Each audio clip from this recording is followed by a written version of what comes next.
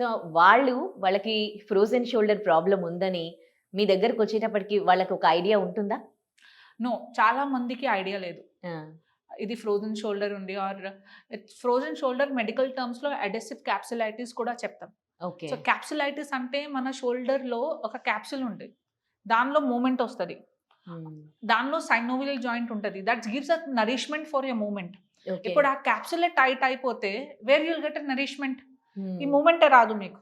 అంటే ఎందుకు ఎఫెక్ట్ అక్కడ పడుతుంది వాళ్ళకి? సో, చాలా మంది ఒస్తారు మా దగ్గర. హ్మ్. సో, ఫస్ట్ కంప్లెయింట్ ఏంటి? మ్యామ్ మాకు పెయిన్ ఉంది.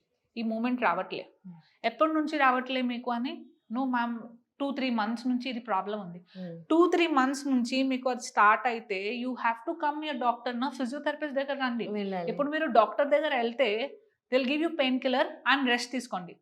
ఇప్పుడు పెయిన్ తగ్గిపోతది ma'am rest only. But rest no movement. Hmm. Movement అవ్వట్లే.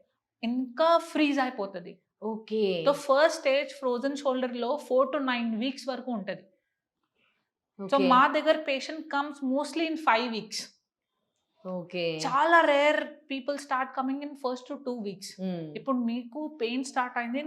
కొంచెం రిస్ట్రిక్షన్ ఉంది. హ్మ్. ఇప్పుడు మీరు ఫిజియోథెరపిస్ట్ దగ్గర వస్తే within 1 week you will be sorted. Hmm. But what people are doing they are coming in 5 weeks.